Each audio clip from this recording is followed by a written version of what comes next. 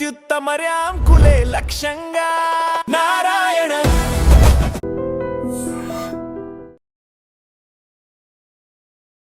So Donald Trump ఏం చేసినా చాలా పాజిటివ్‌గా చేస్తారు. చాలా జోవియల్‌గా ఉంటుంది. కిడ్డింగ్ అంటారు. ఓవరాల్‌గా ఆయన ట్రంప్ 2028 అంటే దాని వెనకాల ఉన్నటువంటి అర్థం ఏంటి సార్ అసలు? ఆయనకి ఎప్పటి నుంచో ఉంది థర్డ్ టర్మ్ కూడా కావాలి నాకని చెప్పేసి. కానీ హ్మ్. యూఎస్ కాన్స్టిట్యూషన్‌లో రెండేసారి ఒక ప్రెసిడెంట్‌ని విక్టోరియస్ ప్రెసిడెంట్ అంటే గెలిచిన యాహ్! ఆయనకి ప్రెసిడెంట్ కావచ్చు. మీరు పోటీ 3, 4 సార్లు చేయొచ్చు. కానీ గెలిచిన తర్వాత ప్రెసిడెంట్ 2 టర్మ్సే ఉంటుంది. అది మార్చలేము. హ్మ్. కానీ ప్రెసిడెంట్ ట్రంప్‌కి ఎప్పటి నుంచో ఉంది. ఎందుకంటే ఆయనకేమనిపిస్తుందంటే దీనికన్నా ముందు బైడెన్ గెలిచిన ఎలక్షన్ యాక్చువల్లీ ఆయన గెలిచారు. బైడెన్ ఓడిపోయారని చెప్పి ఇప్పుడు కూడా ఆయన చెప్తూ ఉంటారు. దాని వ్యతిరేకంగా ఇప్పుడు కూడా కేసులు నడుస్తున్నాయి కోర్ట్స్‌లో. కానీ ట్రంప్ గెలవలేదు. 2 కేసులు ఓడిపోయారు ఆయన. హ్మ్. కానీ ఇప్పుడు కూడా I have lost. I was cheated of the election అంటారు ఆయన. సో ఆయన ఒక I don't think it's serious enough. ఆయనకు తెలుసు ఇది చాలా మటుకు. కానీ ఇప్పుడు జరుగుతున్న దాంట్లో ఆయనకి ఏం అనిపిస్తుందంటే నెక్స్ట్ రాబోయే president candidate it can be either JD Vance or Marco Rubio. వీళ్ళిద్దరిలో favourite for US president is Marco Rubio. ఆయనకి జేడీ వాన్స్ అని ఎక్కువ పడదు. మీరు చూసుంటారు ఈ లాస్ట్ ఒక 3 నెలల్లో మేజర్ ప్రెస్ కాన్ఫరెన్సెస్‌లో అంతా వీళ్ళు సెపరేట్‌గా చేశారు. జేడీ వాన్స్ కొంచెం యాంటీ వార్ స్టాన్స్ తీసుకుంటారు. ట్రంప్ అయితే కంప్లీట్‌గా ప్రో వార్ స్టాన్స్ తీసుకుంటారు. ఇప్పుడు జరుగుతున్నది ఏంటంటే యూఎస్ పాజ్ చేశారు వీళ్ళ స్ట్రైక్స్ ఇరాన్ మీద. నెగోషియేషన్ నడుస్తుంది అంటున్నారు. ఇరాన్ అంటున్నారు మేము ఓన్లీ మెసేజెస్ పంపిస్తున్నాం. ఎందుకంటే ఒకవైపు బాబల్ మండేబ్‌లో సౌదీ అరేబియా, యెమెన్ కొట్టుకుంటున్నారు. And Saudi Arabia is attacking Yemen. అంటే యెమెన్ అంటే హూతీస్ మొత్తం యెమెన్ కాదు. అక్కడ వాళ్ళకి ప్రాబ్లమ్ వాళ్ళు సార్ట్ ఔట్ చేసుకుంటారని ప్రెసిడెంట్ ట్రంప్ చాలా క్లియర్‌గా తెలిసిపోయింది. ఇంకొక వైపు మేజర్ ఒక ఈవెంట్ జరగబోతుంది ఈ వారంలో బెంజమిన్ నెటన్యాహు యూఎస్‌లో ఉంటారు. సో ఆయన అక్కడ వచ్చే ముందు చాలా ఛానల్స్‌కి ఇంటర్వ్యూస్ ఇచ్చారు. And is very clear about Lebanon that I will not vacate Lebanon. Okay. Lebanese forces కావాలంటే వచ్చి మా దగ్గర నిలబడొచ్చు, మా ఏరియాలో ఉండొచ్చు, కానీ మేము లెబనాన్ వెకేట్ చేయమని చెప్పి. ప్రెసిడెంట్ నెటన్యాహు అక్కడ రావడం అనేది యూఎస్‌లో ఈ జంక్షన్‌లో చాలా ఇంపార్టెంట్. నిన్ననే జార్డన్ మీద చేసిన ఒక మిసైల్ అటాక్‌ని అడ్డుకున్నారు ఇజ్రాయెల్. యాక్చువల్లీ ఇజ్రాయెల్ వైపు కాదు, కానీ జార్డన్ ఇజ్రాయెల్ బార్డర్ దగ్గర 2 మిసైల్స్ ఇరాన్ వైపు నుంచి వచ్చాయి అని వాళ్ళు చెప్తున్నారు. కానీ అది ఇంకా ఇన్వెస్టిగేషన్‌లో ఉంది. అది ఇరాన్ ఫైర్ చేశారా లేకుంటే వైపు నుంచి Iran proxies like Hezbollah fire చేశారని చెప్పి. ఇప్పుడు అందరూ అడుగుతున్నారంటే ప్రెసిడెంట్ ట్రంప్ ఇది ఎందుకు ఆపారు? అదొక పెద్ద ప్రశ్నగా మారిపోయింది. అమెరికన్ సోర్సెస్ ఏమంటున్నారంటే కొంతమంది ఛానల్స్‌లో దట్ అమెరికా దగ్గర ఆయుధాలు అయిపోయినాయి. They have stock pile of arms is over. వాళ్ళు కొత్త ఆర్మ్స్ కోసం వెయిట్ చేస్తున్నారు. కొత్త రీప్లేస్మెంట్ ఆఫ్ ఎయిర్‌క్రాఫ్ట్ కోసం వెయిట్ చేస్తున్నారు. కొత్త F-16 యూఎస్ యూరోప్‌లో పడుంది కొన్ని, సౌదీ అరేబియాలో కొన్ని పడుంది. ఇదన్నీ వాళ్ళు తీసుకొచ్చి ఒకటే చోట్ల పెట్టుకొని 2 చోట్ల పెట్టుకొని అక్కడి నుంచి వాళ్ళు అటాక్ చేయడానికి ట్రై చేస్తున్నారు. దీని నడుమ ఇట్లా కవిత గారు మీరు చూసుంటారు, మొన్న ఇంకొక చాలా క్యూరియస్ ఇన్సిడెంట్ జరిగింది. యుక్రెయిన్ ఒక షిప్ మీద దాడి చేశారు Iran. Okay. And Iran ship మీద యుక్రెయిన్ దాడి చేశారు. 2 వైపు నుంచి జరిగిందని చెప్తున్నారు. ఎవరు ఫస్ట్ స్టార్ట్ చేశారో తెలియదు. ఇరాన్ వార్నింగ్ ఇచ్చారు ఇప్పుడు యుక్రెయిన్‌కి, మీరు దీన్ని తప్పుకోకపోతే మీ మీద మేము దాడి చేస్తాం. దానికి కారణాలు ఉన్నాయి.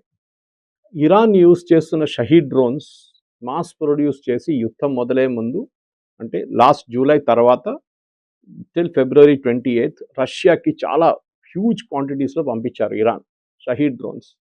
ఆ షహీద్ డ్రోన్స్‌ని యుక్రెయిన్ వ్యతిరేకంగా రష్యా వాడుకుంటున్నారు. దానికి చాలా మటుకు డ్యామేజ్ జరిగింది.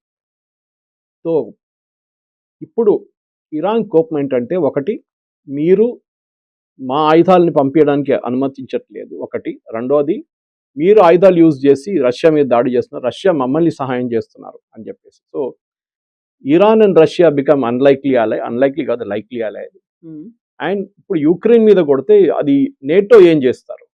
అదొక పెద్ద ప్రశ్న రాబోతుంది. ఎందుకంటే నేటో నేషన్ కాదు యుక్రెయిన్. బట్ స్టిల్ యుక్రెయిన్ మీద దాడి చేస్తే జర్మనీ కానీ, ఫ్రాన్స్ కానీ, యూకే కానీ ఏం చేస్తారని పెద్ద ప్రశ్న రాబోతుంది. అక్కడ మన ఇప్పుడు వార్ సిచ్యువేషన్ గల్ఫ్ నుంచి మారి యుక్రెయిన్ వైపు వెళ్ళింది. అక్కడేమో యుక్రెయిన్ రష్యా వైపు నుంచి వస్తున్న షహీద్ డ్రోన్స్ కానీ మిసైల్స్ని అడ్డుకోవడానికి ట్రై చేస్తున్నారు. రష్యన్ డిఫెన్స్ మినిస్టర్ని జెలెన్స్కీ సాక్ చేశారు. కొత్త డిఫెన్స్ మినిస్టర్ వచ్చారు. కానీ ఏం జరుగుతుంది ఇప్పుడు అనేది వెస్ట్ ఏషియా మారిపోయి యూరో ఏషియా అయిపోయింది ఇప్పుడు, అక్కడే గొడవంతం. సో ఇరాన్ మీద అమెరికా, ఇజ్రాయెల్ చేస్తున్నటువంటి అటాక్ కావచ్చు, యుద్ధం కావచ్చు, ఫిబ్రవరి 28న స్టార్ట్ అయితే ఈ రోజుకి ఖచ్చితంగా 5 మంత్స్ కంప్లీట్ అయిపోయింది. Correct. 6th మంత్‌లోకి ఎంటర్ అవుతున్నప్పుడు ఇజ్రాయెల్ పెద్దగా ఏం మాట్లాడట్లేదు. చేయాల్సిన పని ఏంటో చేసుకుంటూ వెళ్ళిపోతుంది. ఇరాన్ మాత్రం అదే టార్గెట్‌గా అలాగే అదే పనిలో ఉంది. అమెరికానేమో అన్ని చోట్ల తిరిగొస్తుంది. 360 డిగ్రీస్ అన్నట్టుగా ప్రతీదీ కవర్ చేస్తూ వస్తోంది. ఇండైరెక్ట్‌గా కావచ్చు, డైరెక్ట్‌గా కావచ్చు, హర్ముజ్ జలసంధి లేకపోతే ఇక్కడ ఉన్నటువంటి బాబెల్ మండెబ్. ఇవి 2 ప్రపంచవ్యాప్తంగా అన్నిటి మీద ప్రభావాన్ని చూపిస్తున్నాయి. ఒక రకంగా అయిపోయిందా అంటే అయిపోలేదు. బట్ స్తబ్దంగా ఉందా? ఒక పాజ్ పెట్టారా? కామానా? ఫుల్ స్టాపా? అంటే ఏది క్లారిటీ లేదు. ఫుల్ కన్‌ఫ్యూజన్ ఉంది. సో, నెక్స్ట్ ఏం జరుగుతుంది అనే దానికంటే కూడా నెక్స్ట్ ఏ దేశంలో ఎవరి మీద ఎక్కడ అటాక్ చేస్తారు? ట్రంప్ ఏమన్నా టారిఫ్‌లు కూడా పెడతారా అనేది. ఇన్ఫాక్ట్ ఈ వారం ట్రంప్ టారిఫ్ అయితే మనం అది చూడాల్సింది, చాలా ఇంట్రెస్టింగ్. ఎందుకంటే మనం మాట్లాడడం నాకు గుర్తులేదు, దాని గురించి 10% గురించి మాట్లాడాము. మాట్లాడాం. So 10% plus another 12.5%. రెండు ఇదున్నాయన్నమాట, లెవెల్స్ ఉన్నాయి. దాంట్లో 12.5 ఎవరి మీద ఉంటుందంటే, మీరు ఫోర్స్డ్ లేబర్ చేపిస్తున్నారని వాళ్ళ మీద 12.5 ఉంటుంది. హ్మ్. 10% ఏమో మీరు కొనుక్కుంటున్నారు వాళ్ళ దగ్గర నుంచి, వాళ్ళ మీద 10% ఉంటుంది. అంటే మీరు చైనా నుంచి కొనుక్కుంటున్నారు, చైనాలో చైల్డ్ లేబర్ ఉందని అనుకోండి, నాట్ దేర్ బట్ అజ్యూమింగ్, అంటే మీరు యు ఆర్ ఎట్ ఫాల్ట్. మీరు యూఎస్ నుంచి కొనండి, యూరోప్ నుంచి కొనండి, అక్కడ వాళ్ళ దగ్గర ఏం లేదు, సో వాళ్ళు అన్ని హ్యూమన్ రైట్స్ పాటిస్తారని చెప్పి అదొక నడుస్తుంది. అండ్ మంది 10 కాకుండా 4%కి ఏమైనా తగ్గించారా? ఆ న్యూస్ కూడా వచ్చింది. లేదు, 4 ఇప్పుడు కాదు. అది ఇప్పుడు ఏమైందంటే ప్రెసిడెంట్ ట్రంప్కి దీనికి కూడా ఒక లీగల్ ఛాలెంజ్ రాబోతుంది. ప్రెసిడెంట్ ట్రంప్ చాలా ఇది ఇస్తుందంటే section 301 of the trade act. 301 కింద వచ్చిన ఒక ఇన్వెస్టిగేషన్ చేయాల్సి వస్తుంది. వీళ్ళు ఇన్వెస్టిగేషన్ కరెక్ట్గా చేయలేదు. ఫర్ ఎగ్జాంపుల్ టర్కీ మీద అండ్ మలేషియా మీద వీరు కొంచెం 12.5 పెట్టారు. మలేషియా అంటున్నారు మా దగ్గర అట్లా ఏం చైల్డ్ లేబర్ లేదు, ఫోర్స్ లేబర్ లేదు, ఏం లేదు, మీరు ఎందుకు పెట్టారు మా మీద. వాళ్ళు ఏం చేస్తారంటే యూఎస్ కోర్ట్స్ ఛాలెంజ్ చేస్తారు. నాట్ మలేషియా డైరెక్ట్లీ, ఇంపోర్ట్ ఎవరు చేస్తారు వాళ్ళు ఛాలెంజ్ చేయబోతున్నారు. ప్రెసిడెంట్ ట్రంప్ ప్రాబ్లం ఏంటంటే ఈ 10% టారిఫ్ 12% టారిఫ్ కదా, ఆయనకి ఆయిల్ ప్రైసెస్ చాలా పెద్ద ప్రాబ్లం. ఇప్పుడు నిన్నటి నుంచి ఇవాళకి ఆయిల్ ప్రైస్ ఆల్మోస్ట్ $6 తగ్గింది after this pause in bombing. కానీ అది ఎన్ని రోజులు ఉంటుందో మనం చెప్పలేం.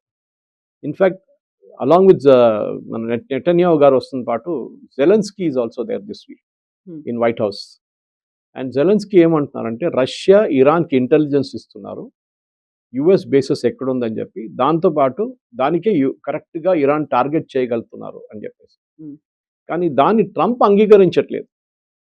ఆలోచించ జెలెన్స్కీ చెప్తున్నాడు నా దగ్గర ఇన్ఫర్మేషన్ ఉంది, Russia is providing intelligence and that is how exactly వాళ్ళు మీ జార్డన్లో ఉన్న బేస్ మీద కొట్టారు, లేకుంటే ఇరాన్కి అంత కేపబిలిటీ లేదు.